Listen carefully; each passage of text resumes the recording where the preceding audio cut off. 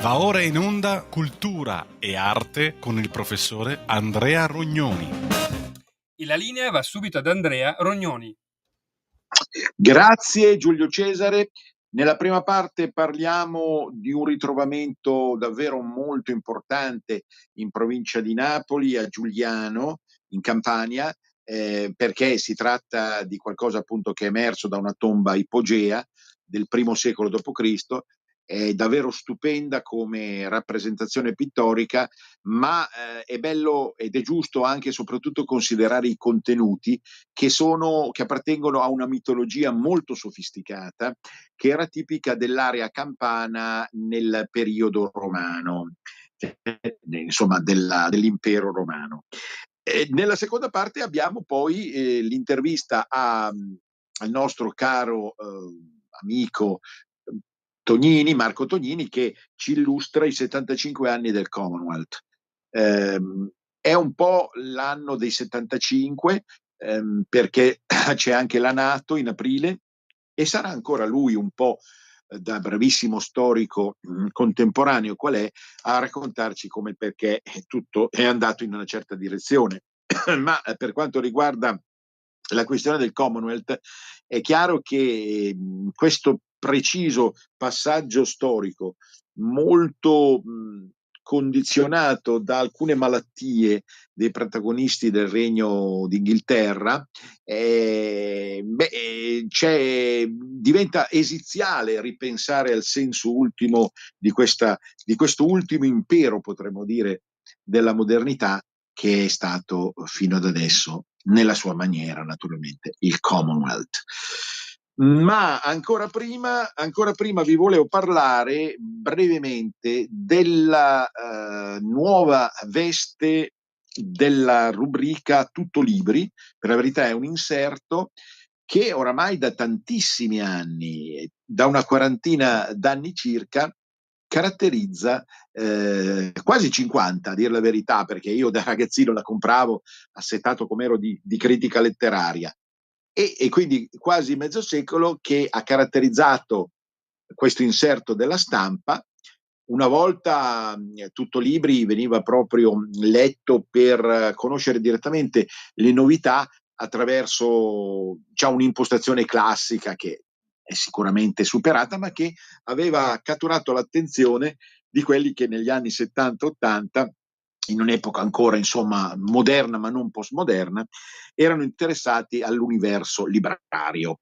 Poi sono successe tante cose, è nato il Salone del Libro a Torino, questo dalla fine degli anni '80, quindi ha fatto scattare un meccanismo più diretto nei confronti della città e degli utenti classici della Stampa, che sono soprattutto piemontesi, in parte ligure, solo in parte lombardi ovest e da altre zone dell'Emilia occidentale, però nel complesso la Stampa rispetto al Corriere è sempre risultato meno universale.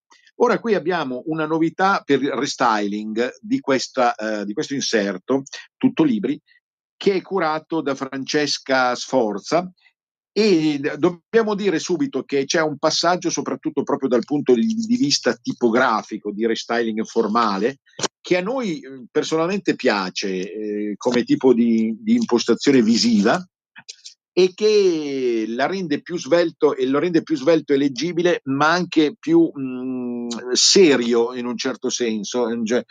Prima, nel periodo appena precedente, Tutto Libri era stato un po' contrassegnato da una versione un po' troppo smagata, sfilacciata del mondo che riguarda i libri. E più in generale, questo deve essere detto a più chiare lettere, almeno dal punto di vista della nostra radio e di un mondo che insomma è orientato culturalmente, prima ancora che politicamente, verso una visione di centrodestra, liberale, qualcuno la chiama anche conservatrice, ma voi mi intendete. È chiaro che la Stampa insomma, è da un po' di anni che vira verso sinistra, ma quella che è stata la Stampa sotto Massimo Giannini ha superato ogni limite.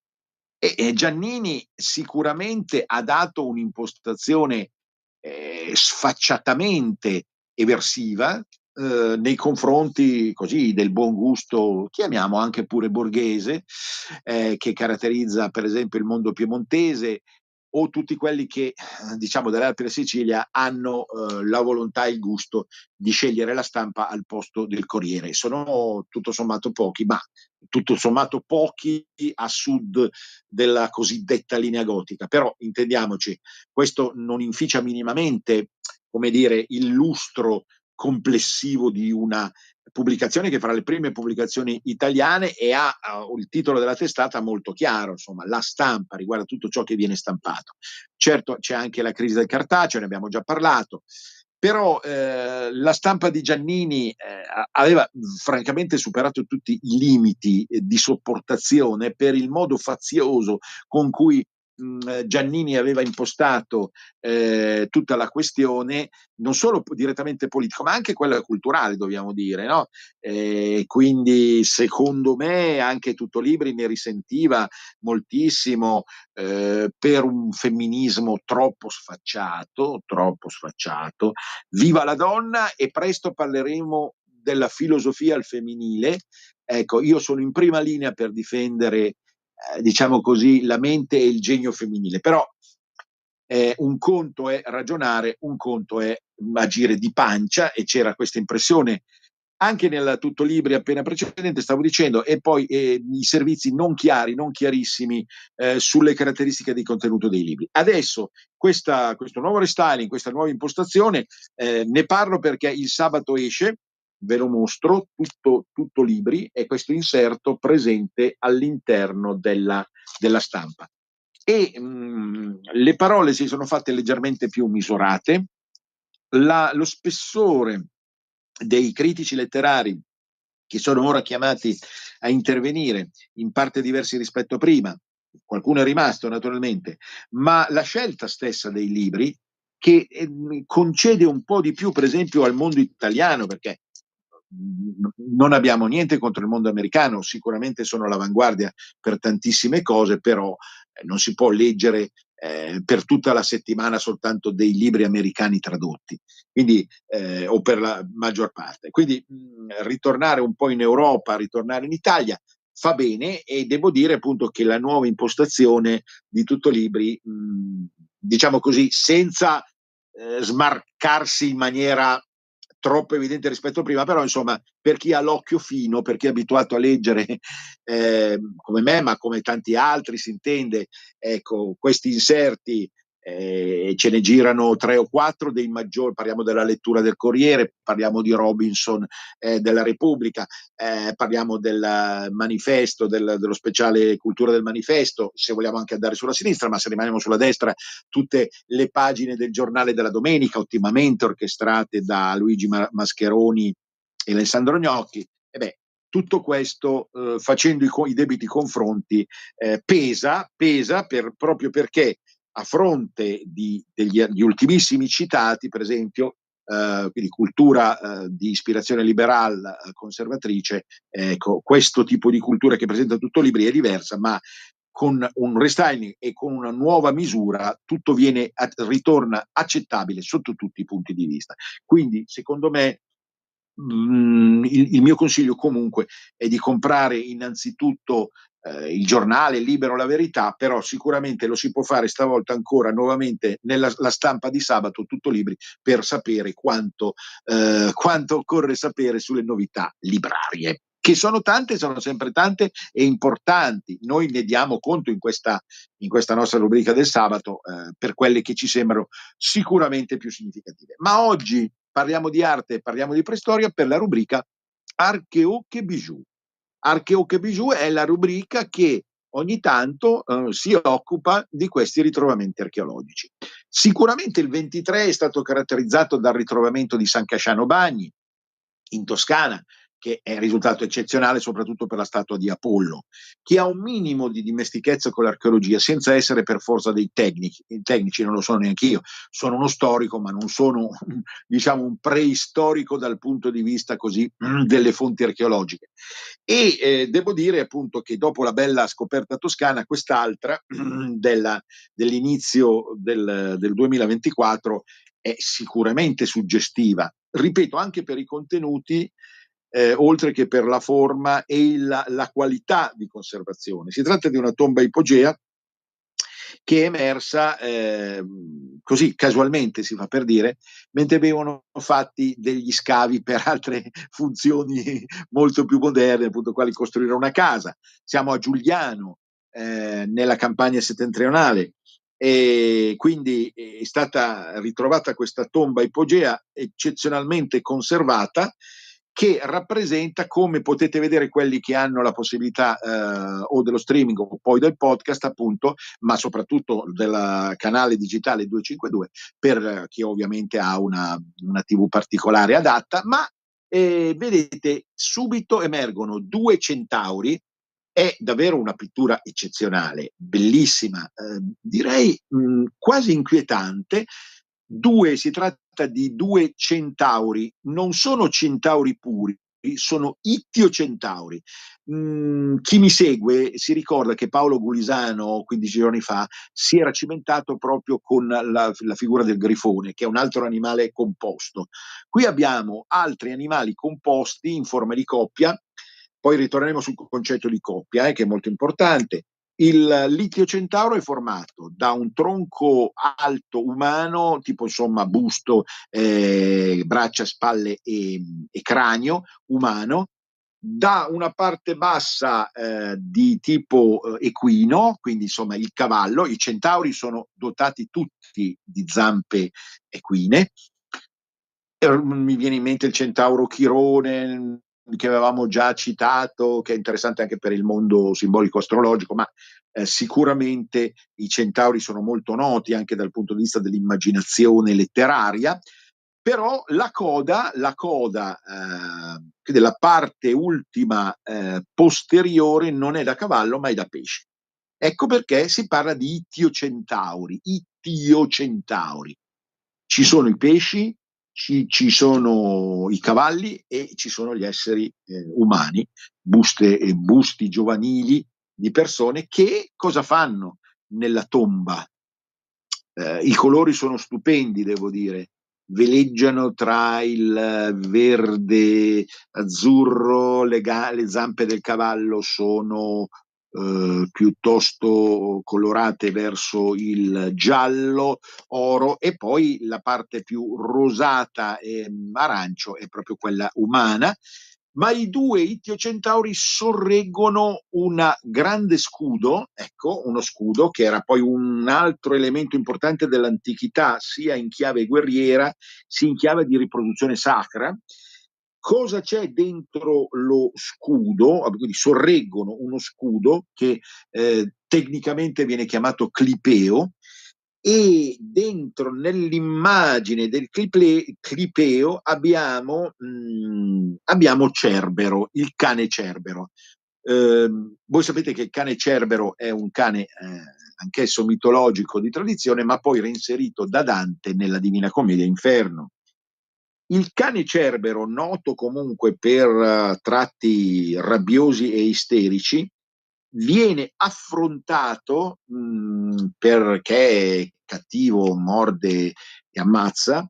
Viene affrontato da chi? Ai lati siamo all'interno del clipeo, cioè dello scudo anch'esso colorato ottimamente su un fondo beige e un chiarore per il muso di Cerbero.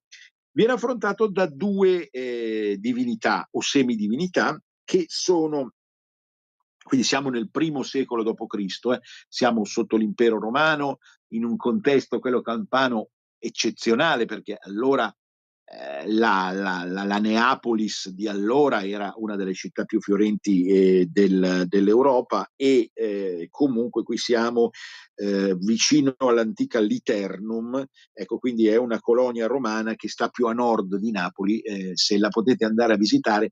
Ritengo la campagna settentrionale uno dei posti meno conosciuti ma più interessanti da visitare dell'Italia.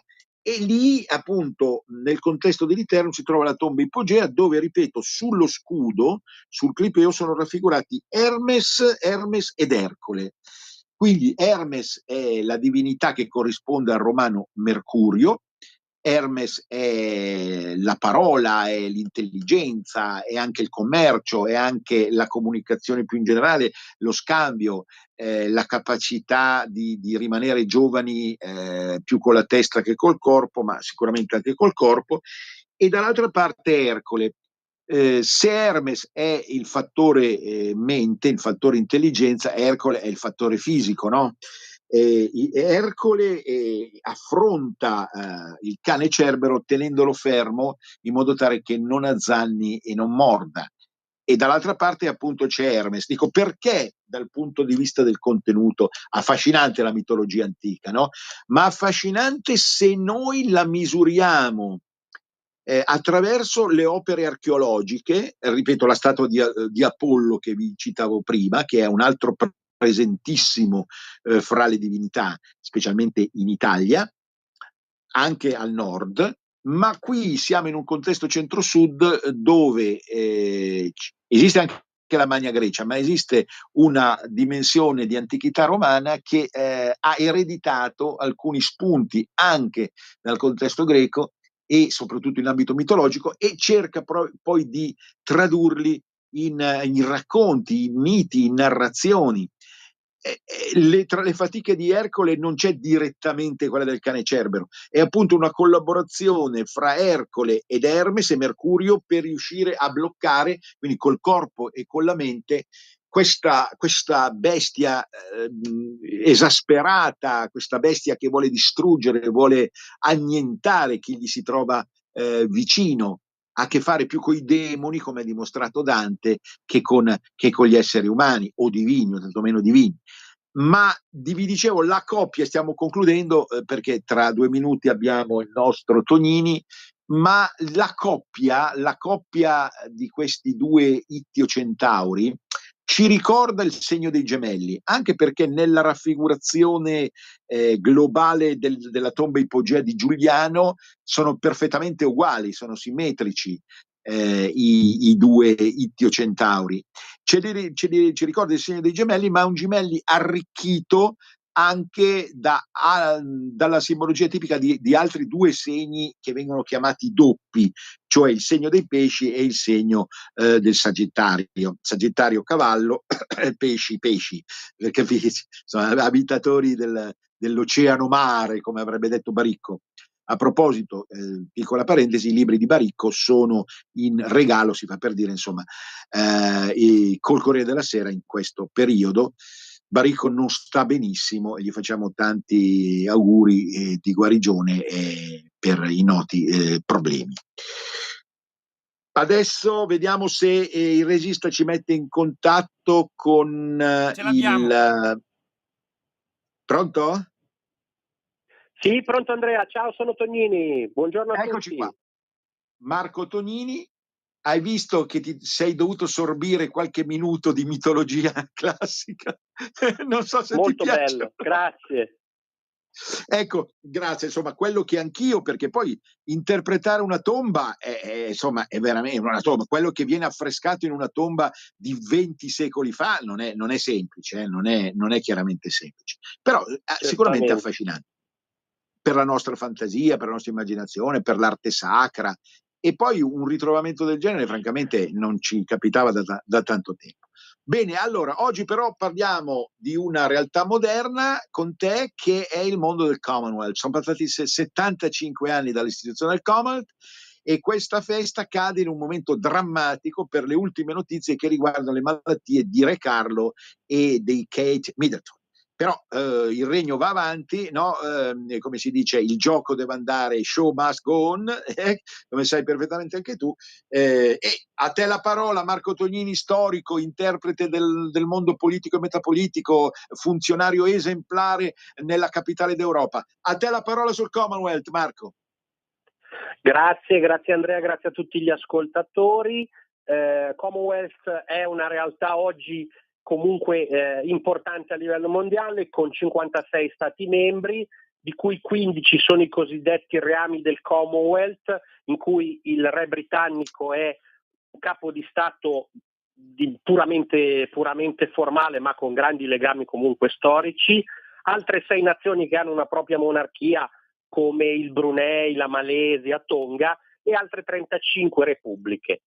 Da che cosa sono uniti? Evidentemente da un passato innanzitutto coloniale britannico. L'impero coloniale britannico al suo apice era oltre 37 milioni di chilometri quadrati. Ricordiamo nel 1876 la regina Vittoria, che fu appunto nominata imperatrice dell'India. Avevano grandi territori, la Rhodesia, eccetera. Insomma, una grande eredità storica, linguistica, giuridica e culturale che ancora oggi rimane appunto nel Commonwealth. Commonwealth cosa significa? Common, comune, wealth, benessere.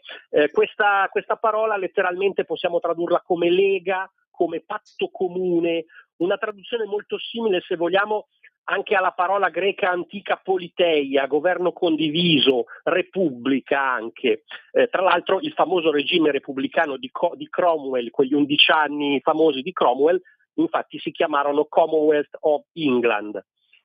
Parlare appunto di impero coloniale britannico e di decolonizzazione significa comunque riconoscere un periodo molto importante della storia dell'umanità e riconoscere quella che è stata anche la cosiddetta Pax Britannica dal 1815 al 1914, un periodo che poi si conclude con la Belle Époque, con la Prima Guerra Mondiale, in cui sostanzialmente la Gran Bretagna aveva, attraverso i suoi trade imposti, i suoi protettorati, comunque posto un dominio molto importante su tutto il globo, diciamo, anche molto più di quello che era stata per esempio l'impero spagnolo di Carlo V e altri imperi mondiali.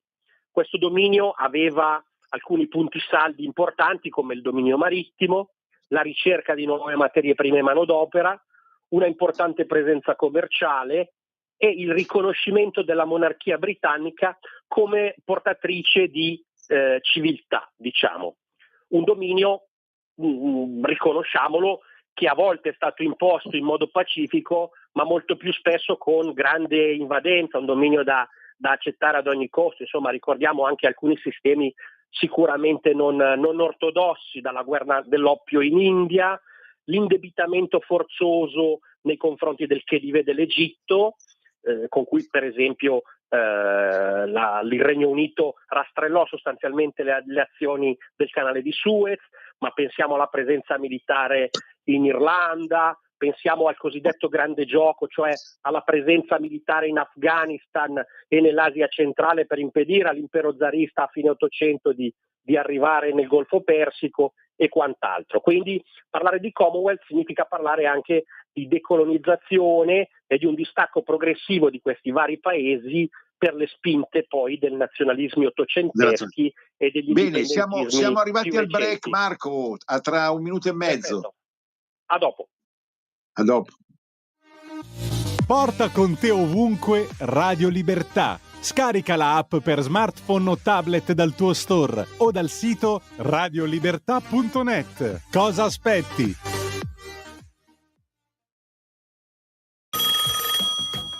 Pronto? Avvocato, Mi dica. c'è bisogno di lei.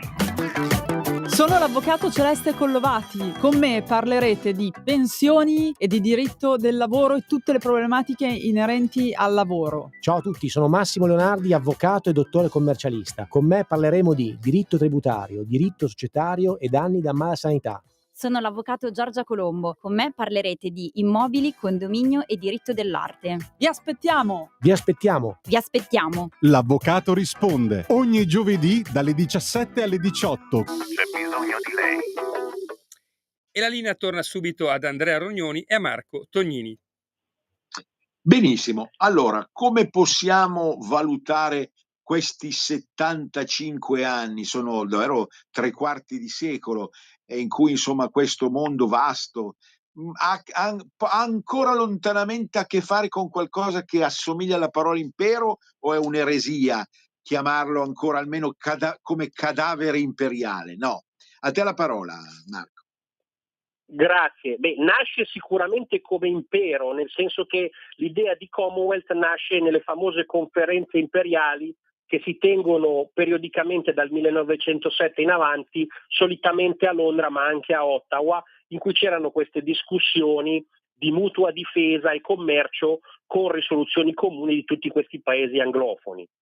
L'importanza del Commonwealth risale sostanzialmente al 1926, dove a fronte di una certa instabilità nei cosiddetti dominions si spinge per un riconoscimento di maggiori diritti ai membri vari dell'impero britannico, specialmente appunto dopo il contributo importante in termini di vite umane durante la Prima Guerra Mondiale.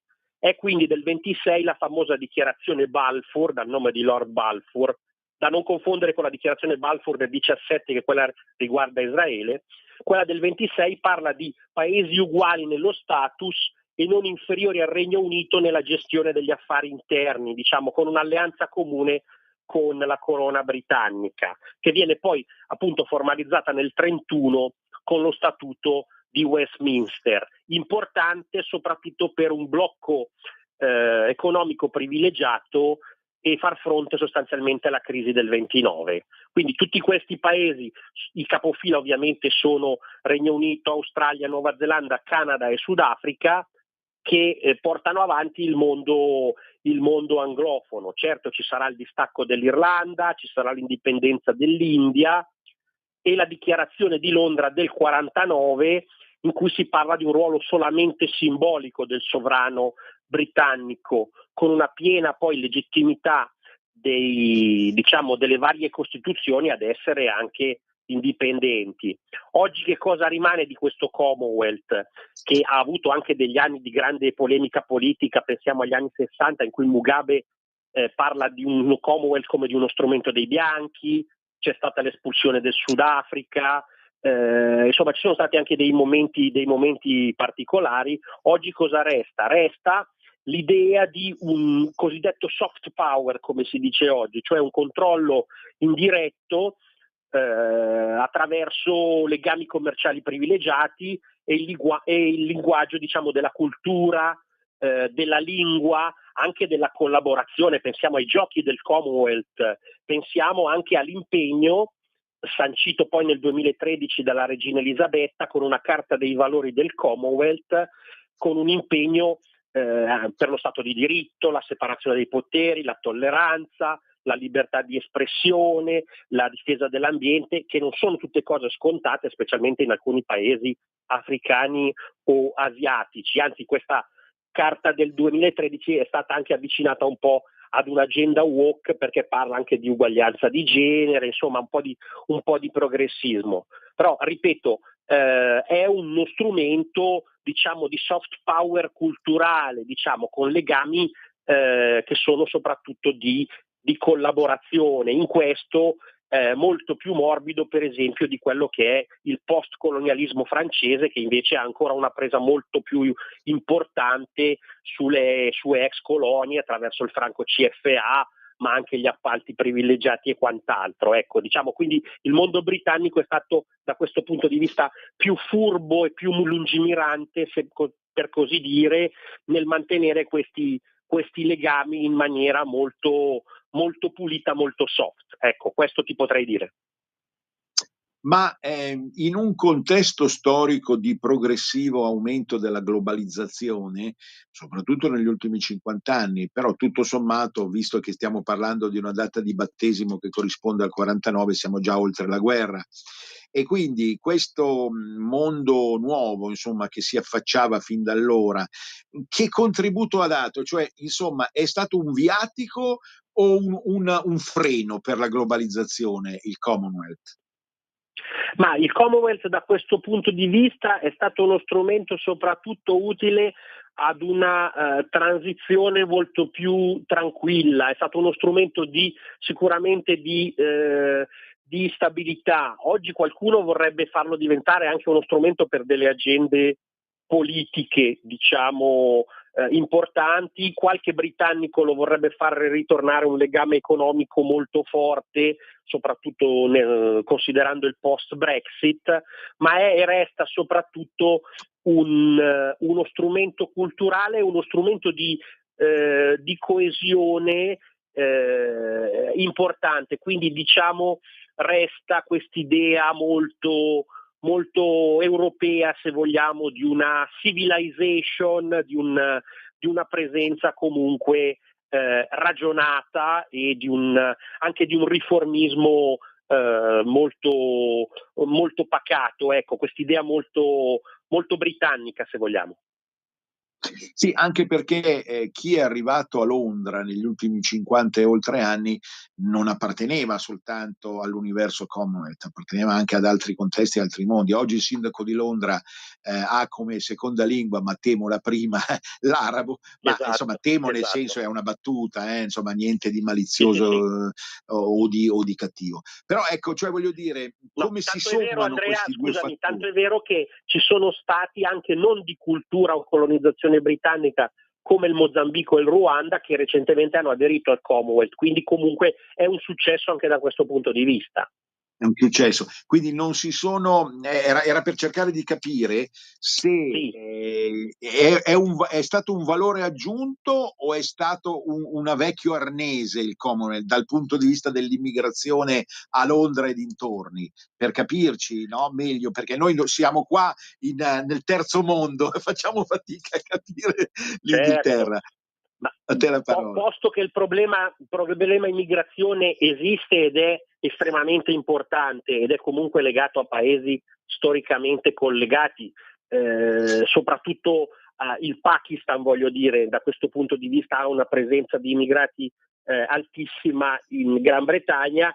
Il legame del Commonwealth non è stato, diciamo così, l'elemento scatenante, è semmai un elemento moderatore all'interno delle politiche del mondo britannico e comunque del mondo globale. Quindi da questo punto di vista è più un freno, è più uno strumento capace di portare alla collaborazione, ecco, che poi i problemi il mondo britannico li ha avuti sicuramente per la sua presenza globale, ecco, più che per il Commonwealth, che invece è una conseguenza di questa presenza.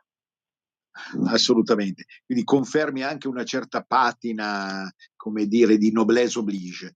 E invece Sì, volevo sapere se ci sono stati in questi 75 anni dei momenti di tensione che possono direttamente o indirettamente aver messo in crisi l'idea del Commonwealth, in parte anche dell'Inghilterra, ma insomma di un'Inghilterra estesa al mondo. C'è stato qualche momento che così ha fatto vacillare questa bella idea?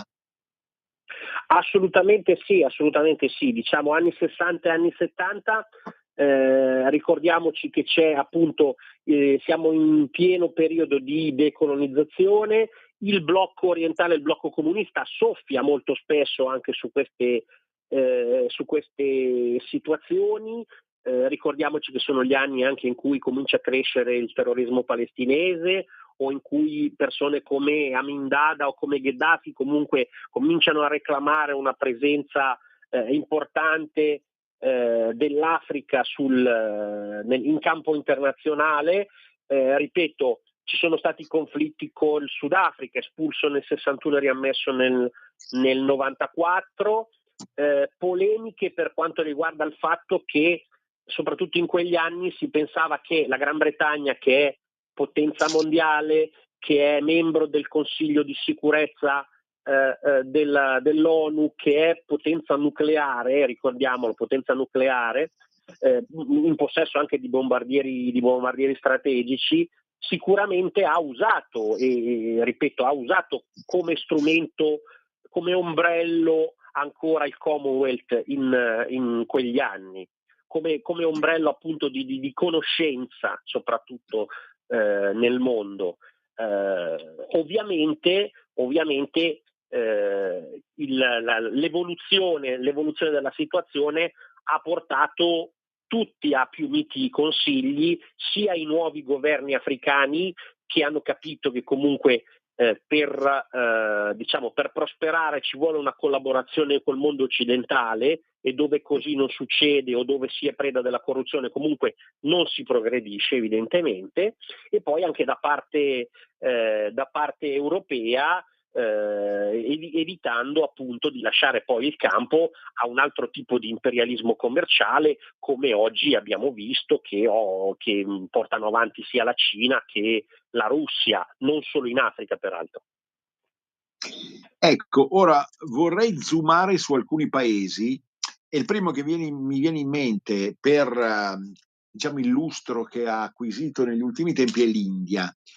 Allora, sempre ragionando un po' da uomo della strada, soprattutto dell'italietta puzzolente e ignorante, ecco, io voglio capire, ma questo boom dell'India, boom tecnologico, tardo industriale, di qualità intellettuale, perfino, è qualcosa che è frutto di una dimensione indigena o non è magari, cioè sai, la mente nostra da italietta decerebrata, o è mica casomai ancora una ricaduta positiva dell'educazione, l'antica educazione british che era stata ricevuta? Scusa, io ragiono veramente terra a terra.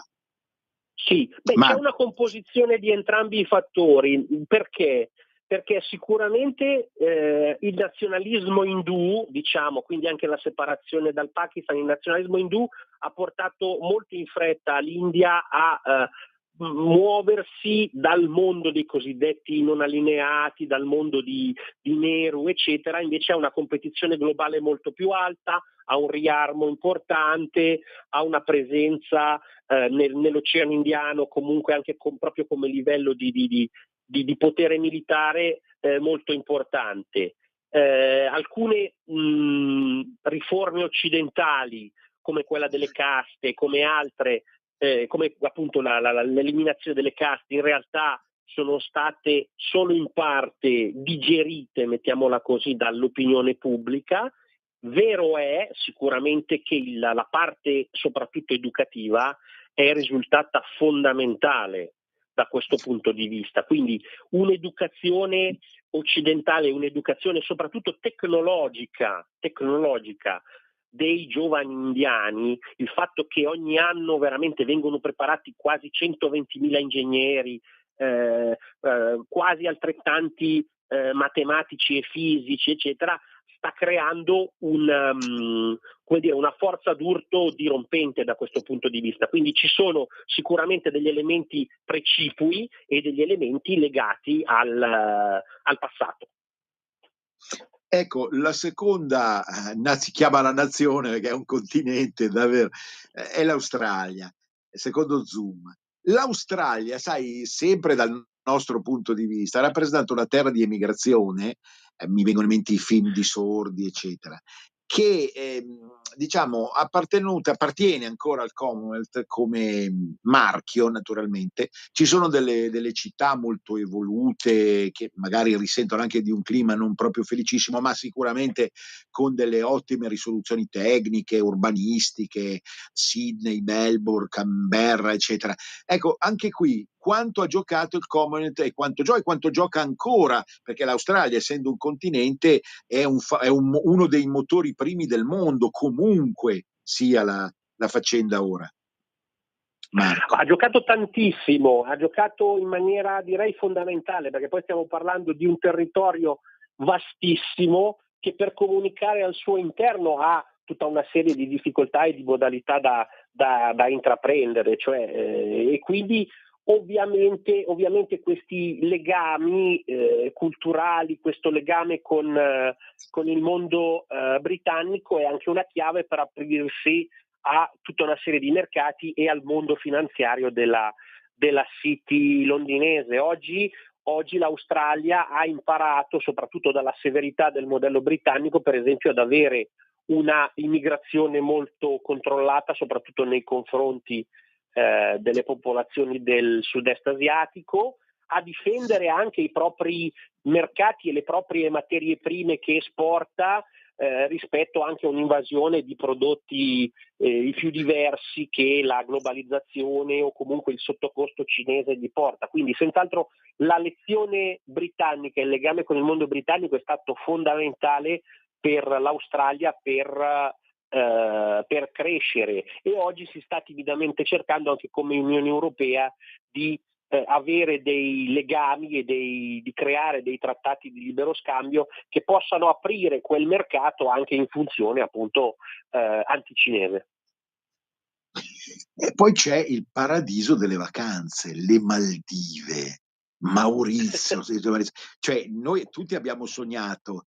Poi diciamo ad Andrea Rognoni l'aereo, che le 12 ore d'aereo non si addicono. Non ho nessun problema a confessarlo, e quindi non ci sono mai stato. Però diciamo nell'immaginario proprio del borghese medio europeo si tratta di paradisi terrestri, cioè che ruolo giocano all'interno del Commonwealth queste isole felici?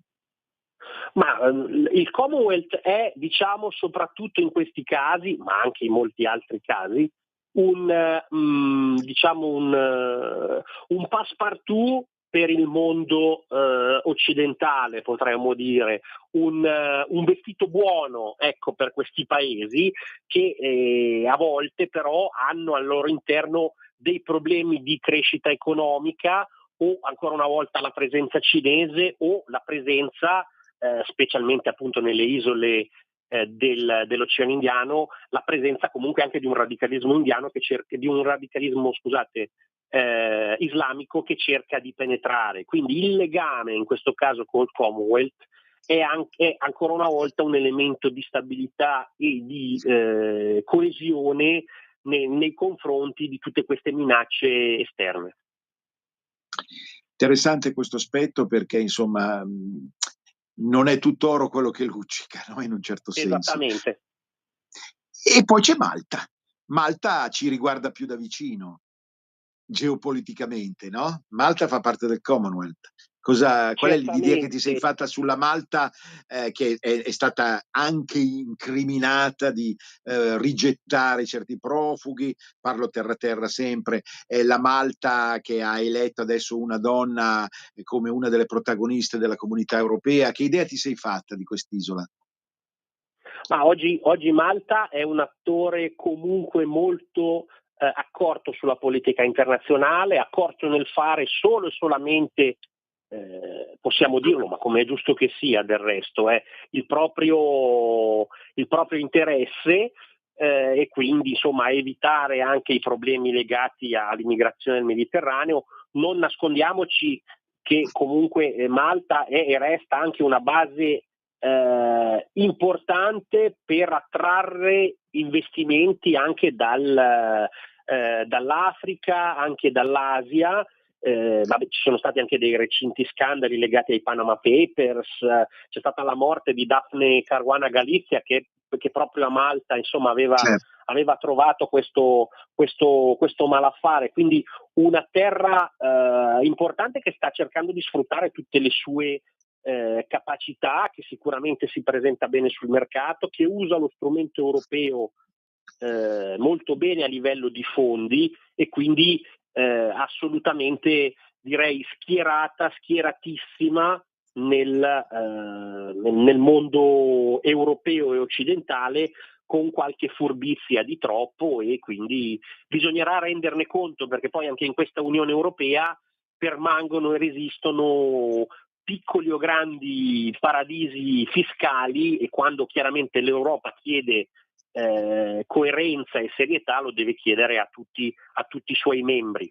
Poi Malta resta un paese storicamente importantissimo, un paese affascinante non solo per il turismo ma per la sua storia e per una gente che comunque è e resta assolutamente affascinante anche dal punto di vista proprio personale.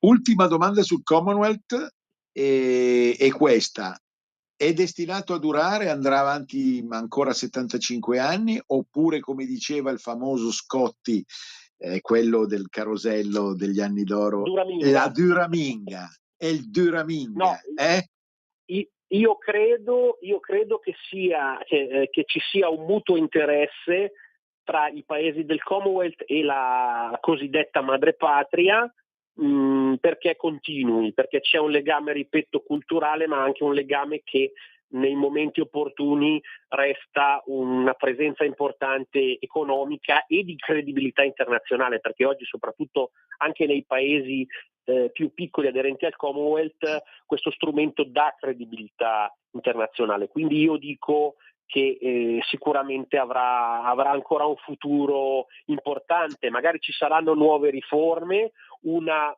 gestione interna magari anche più condivisa, magari ci saranno dei nuovi cambiamenti nella monarchia britannica, ma il Commonwealth è destinato a durare. E adesso una domanda, come grandissimo esperto di politica internazionale quale sei tu, perché sai che io osservo anche nel mio piccolo quello che succede in occasione dei cambiamenti di stagione, è un discorso a metà fra astronomia, calendario, astrologia, eccetera. All'equinozio succede sempre qualcosa. All'equinozio per il mondo, cioè un evento mondiale. Ieri sera siamo andati a letto con il fegato marcio. Perché? Perché io non parlo di mutande sporche perché non siamo a questo livello, però quello che è accaduto a Mosca non ce l'aspettavamo. Una tua idea che ti sei fatta tu sul gravissimo attentato, strage senza precedenti, tra l'altro. Era un po' di tempo che non avveniva a Mosca qualcosa, ma con questi numeri non era mai avvenuto. Che idea ti sei fatto, Marco Tognini? Allora, diciamo che stanno analizzando un po' tutte le piste, tutte le situazioni, eccetera. C'è stata comunque, e questo è un bene, una solidarietà e un cordoglio unanime, anche, voglio dire, su tutti i campi. Fa piacere che anche perfino dall'Ucraina o dalla vedova Navalny siano arrivate parole di cordoglio. Che cosa dire? È evidente che un qualche tipo di strategia della tensione sta cercando di venire innescato.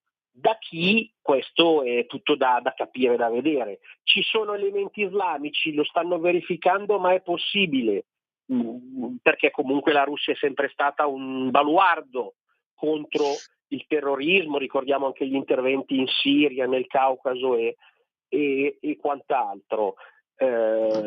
Vedremo, ecco, sicuramente tutti vanno molto cauti all'interno della comunità internazionale nel rilasciare dichiarazioni chiaro. Ma secondo te Putin, sì, ma comunque sia la causa, Putin cosa farà adesso? Putin reagirà a tutto questo o no? Putin l'abbiamo conosciuto, diciamo, ormai da molti anni l'abbiamo conosciuto. È una persona che sicuramente non ha reazioni a caldo, Certo, è una persona certo. che sa ragionare, che sa intervenire. Sicuramente la Russia putiniana è una Russia che ha il pugno di ferro, che è consapevole del suo ruolo di potenza mondiale, quindi sicuramente ci sarà una ricerca molto attenta delle cause e di chi vuole innescare questa strategia della tensione, e ovviamente secondo me non abboccheranno a questa situazione, però si reagirà sicuramente con grande severità, come è sempre stato. Ma da questo punto di vista fa piacere che la comunità internazionale abbia saputo scindere le recenti vicende da comunque una solidarietà al mondo russo che era dovuta per gli eventi di Mosca, e ci mancherebbe altro, ecco. Certo, sicuramente. E sull'uso del nucleare, scusa, possibile, immaginabile da parte di Putin, la tua idea, Marco? Ma oggi il nucleare è e resta una grandissima minaccia e uno strumento di deterrenza. Il nucleare oggi è diventato, più che un uso effettivo, perché ovviamente non è più stato usato se non appunto negli esperimenti nucleari. Ci ricordiamo, per chi ha qualche annetto di più, ci si ricorda anche la volontà di potenza di Chirac, gli esperimenti di Mururoa, eccetera. Il discorso fondamentale è che molti regimi, anche di cosiddetti stati canaglia, cercano il nucleare non per usarlo di per sé, ma per avere legittimità politica, perché un regime con il nucleare più o meno non viene più toccato, come sanno anche ovviamente i governanti dell'Iran o della Corea del Nord, che infatti ambiscono al nucleare per quel motivo, non per innescare una guerra. Oggi c'è da fare una riflessione, perché se il nucleare diventa uno strumento così facile da raggiungere che tutti lo possono comunque raggiungere, c'è da fare una riflessione e c'è da riformare quelli che sono poi anche gli strumenti che la comunità internazionale ha per intervenire. Oggi però, nonostante alcuni allarmi ci siano, credo ancora che ci sia la possibilità di evitare un'escalation.